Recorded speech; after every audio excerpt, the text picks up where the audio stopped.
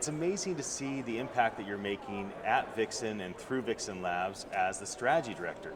Now, not everybody knows who you are and what you have done with Pragmatic and in this industry, but please tell me a bit about your background.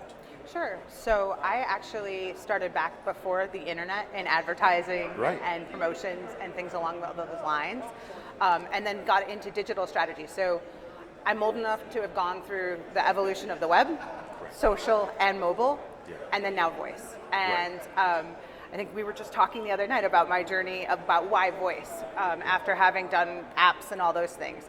For me, I'm a few credits short of being a medievalist, and for me... We're just going to round up. We're going to round up. You Yeah, are well, now yeah, officially a medievalist. Because Ian says so, I like that. I'll just say I'm Ian certified. But so working with that is the idea of spoken word and troubadours, and that is before the printing of, before movable type and print and all of those things. All news and all information was verbal and through voice. And the most exciting thing to me is that we now have voice now where we are able to unlock that information and give that to people of different literacy levels, different whether they're underserved or accessibility and all of those things. So just a whole new world of being able to put some equality and information sharing. So to me, that was the exciting thing about voice. And then from a UX and content strategy perspective, it was, let's make sure that voice gets treated properly and that we use it for good, but also we do the right things with it. Yeah. Because as much as wouldn't it be cool is a great idea starter, it's not a great rationale. Right. So making sure that we're using it well and smart and also being responsible.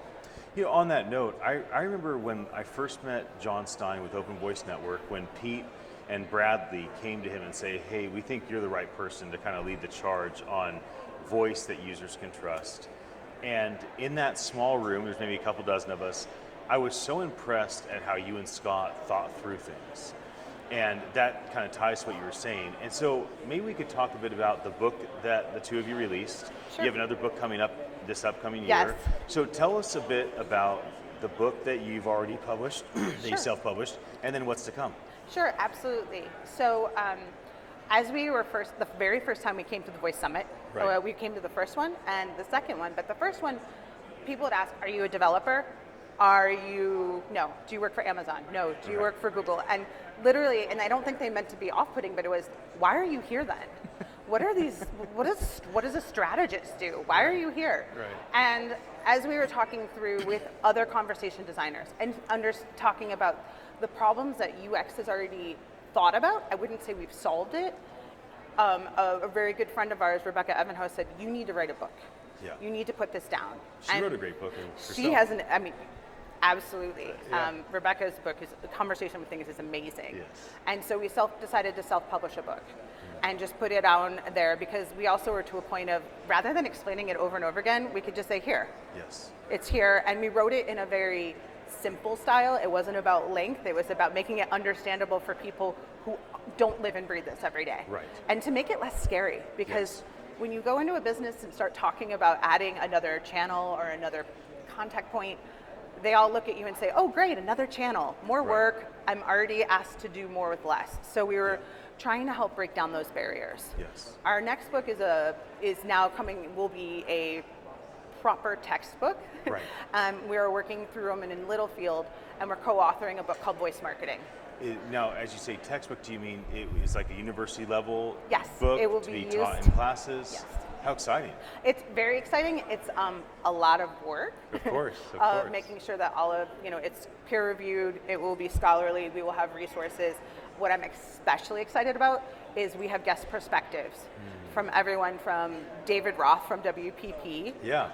JP, of course, from Vixen Labs is in there. Full disclosure. I think JP's featured in every voice book that's ever been written. He is, and I will. As he should be. Yeah, as he should be. And I will say that we asked him before we were a part of Vixen Labs because of the good work they were doing. And so we have case studies and also perspectives about where voice is going, how to do that. And then again, we actually have a chapter dedicated to ethics that John Stein's even provided his perspective as well. That's so good. What books have been inspiring for you? And outside of books, maybe we could transition also to where do you go to get information? Because so many people look to you and Scott. You're the strategy director at the, arguably the most important agency in this landscape.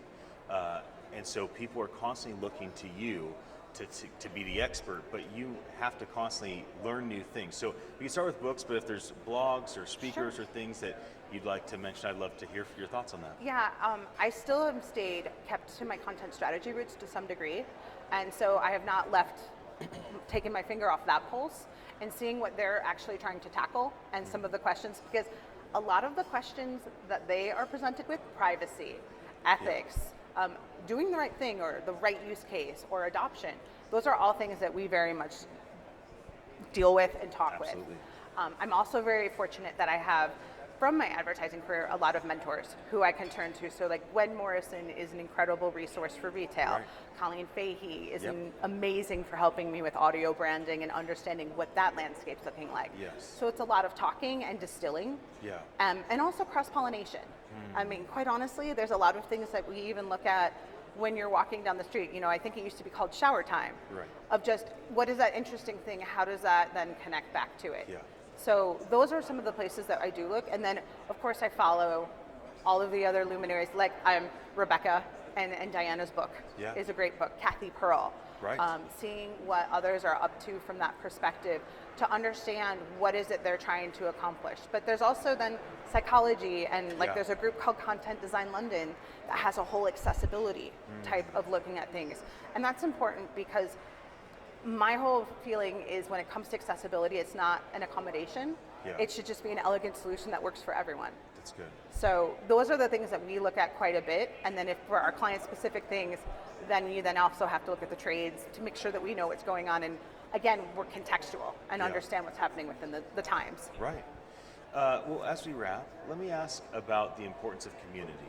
So here we are at Voice 22. You know, we're back where everybody's kind of back out post-pandemic, post-lockdown. What's the importance of an event like this? Why is it important for you and Scott and the Vixen team to be here and participate?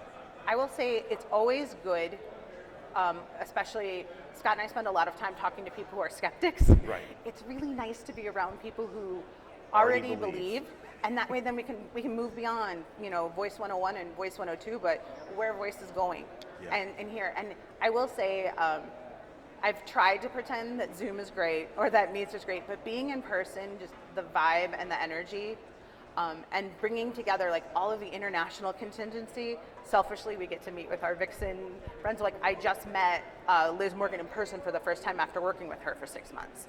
So I just think it's incredible to be able to put in person and talk freely and just be able to exchange ideas.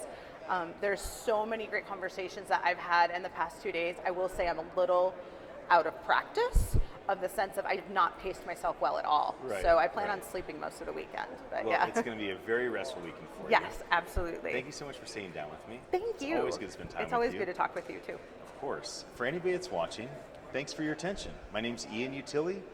I'm the CEO at attn.live. It's wonderful to bring you these fireside chats from Voice 22 in Washinton D.C. I'll be back again with more. Have a very happy day.